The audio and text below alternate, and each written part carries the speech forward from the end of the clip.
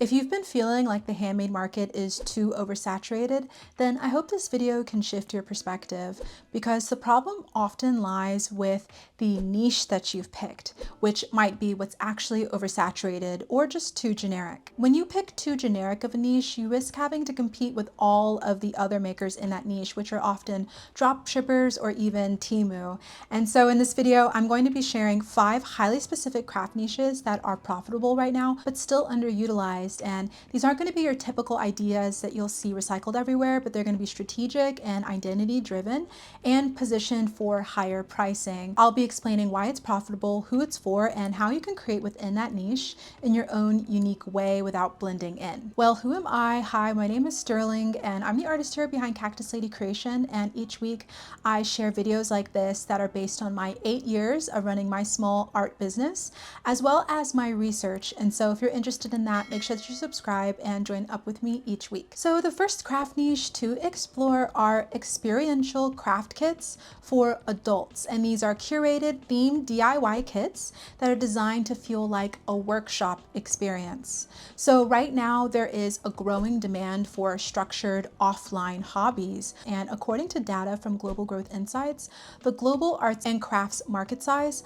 was valued at 50 billion USD in 2025 and is projected to reach 76.95 billion by 2035. So as artists and makers, this is good news because it's definitely not going anywhere, and craft kits alone were valued at 7.8 billion USD in 2024 and is expected to grow to 12.1 by 2030 according to Deep Market Insights. And Pinterest trends reports have also shown an increase in searches in craft night ideas. So let's say that your craft is embroidery and you want to figure out how you can incorporate this. Well, for example, you could create a seasonal embroidery kit with quality materials and a short story that's infused into the instructions. Consumers are willing to pay significantly more for something that feels intentional and limited run versus something that they could piece together themselves from a craft store. So experience-based kits will justify premium pricing as well because the value is higher than just the material costs. And this niche also works really well for limited drops, for seasonal launches, and memberships because it creates anticipation and it encourages repeat purchases. So if your brand already leans into a specific aesthetic, then this could be a really natural way to extend that. Now, once you pick a profitable niche, the next step is going to be making sure that you position yourself properly. And this is where many handmade sellers can unfortunately blend in. But a way to prevent this from happening is to make sure that you have a domain name that stands out. And as a craft business online, having a professional and trustworthy website is really crucial. And that's where having a .store domain name really comes in handy. A .store domain name extension is similar to a .com, but it's specifically for e-commerce businesses. So it signals to customers and Google, which is the #1 search engine platform in the world still at the time of this video, and even to AI systems that your website is in fact an online store. It also means more visibility, and more visibility means more clicks, it means more sales, because when someone sees your brand store, there's no confusion about whether it is in fact a store. So if you're building a niche craft brand, then this specific will work in your favor because you'll be in good company with many major brands and public figures like Mr. Beast, Lando Norris, and even Rihanna all have a .store. Even smaller growing brands are really building and scaling on a .store. So if you've been wanting to get serious about your online business, then your website should really reflect that from first glance. And right now there's a limited time offer where you can get a .store domain for just 99 cents. So you can go ahead and use my code CACTUS and use the link in the description box below to grab your .store domain at that discounted rate while you can. So if you've been wanting to move away from having Etsy only sales, or you're just ready to set up your own branded shop, then this is a really great low cost way to get started. The next craft niche to get into, and I really love this one because it's a bit different, is Heritage Craft Revival Kits. And this one is about intentionally teaching and packaging traditional techniques that have cultural, regional, or historical roots. And there has been a measurable resurgence in heritage craft over the last several years, actually. According to Crafts Council in the UK, interest in craft has really exploded, with 73% of UK adults buying and exploring craft in 2019, which drove craft sales to be over £3 billion. And over the pandemic, craft really entered the mainstream as the rise of e-commerce and investment purchases over throwaway objects and interest in supporting small businesses really accelerated. And one main driver to the revival of heritage crafts specifically is that millennials and Gen Z are valuing individuality over speed and uniformity. Young consumers value authenticity, sustainability, and personal connection with the items that they possess. And young people also value crafts because of the rise in slow fashion values, cultural pride in their ancestral traditional skills like embroidery, beadwork, and dyeing, as well as mental health and mindfulness, as many young people are craving breaks from digital burnout. And also, funnily, ironically enough, many traditional crafts have been going viral and are very popular online. Examples of what your craft kit could look like are a curated Tetris embroidery kit that includes historical context and motif symbolism, or an Appalachian broom making starter set with educational insert about regional craft history. So with this one, you can think about how you can delve into your own ancestral craft or ancient craft traditions, or a craft form that's really special to the region of the world that you live in. And then you can make sure to infuse teaching techniques and add narrative to tell the history of that craft. And I really love how this offering just keeps the traditions alive, which is really important right now. Another great niche to explore is pet memorials and legacy art. And the reason why this one's great to explore is because pet ownership is on the rise.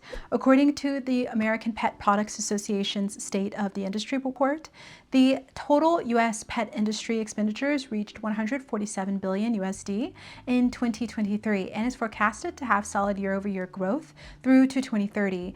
And this doesn't include just food and treats, but also supplies, product sales, and other services, including emotional investment. And although millennials remain the largest pet owning generation, Gen Z is changing the way that owners want to learn about and purchase pet products. Specifically, Gen Z looks to TikTok, YouTube, and Instagram to learn about new pet products, or in this case, ways to remember your pets by. And pets are members of our family, so when they pass away, owners are actively looking for ways to honor them and remember them. So if you love pets and you can think of a way to memorialize them using your craft form, this can be a really cool niche to explore, because mass-produced memorial items can feel impersonal, but handmade work is really special. And some examples of this niche include hand-embroidered pet portraits using reference photos, memorial quilts, textile shadow boxes including a collar, for example, and even crochet replicas modeled after specific pets. And this niche also supports premium pricing because the customer is looking for care and sensitivity as well as craftsmanship. And I just thought this one was so special because you're preserving memories for your clients. So this niche should definitely be handled with care. The next niche to get into, and I know gamers are going to really love this one, is tabletop gaming textile accessories.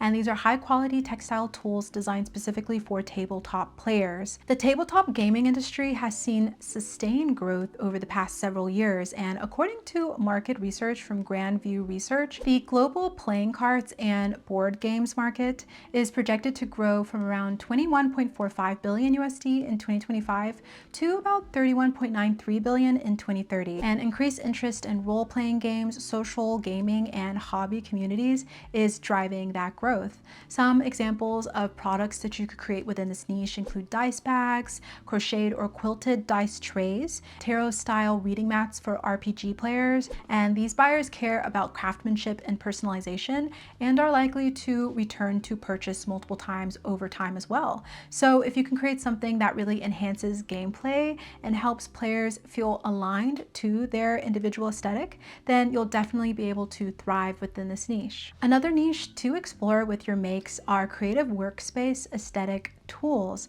And the rise in remote work and self-employment, as well as hybrid work, continues to shape how people invest in their work environments. According to this chart by Behind the Numbers, it shows the rise in remote work for 21 major industries, ranked from largest to smallest by percentage of remote workers in 2021. And when people spend more time at home working, they invest in tools and they want to improve their work atmosphere overall. So this niche focuses on handcrafted items that will provide workflow and reinforce the aesthetic or identity that your customers prefer. So some examples of some products that you can create in this niche include fabric cable organizers for content creators, sound dampening textile wall panels for spaces where people have to do video calls, for example, hand-carved wooden pencil holders, or textured tactile objects for fidgeting and stress relief. So there's so many different ways that you can explore this niche for your specific art form and aesthetic. Well, what did you think of these 5 niches to explore right now in 2026?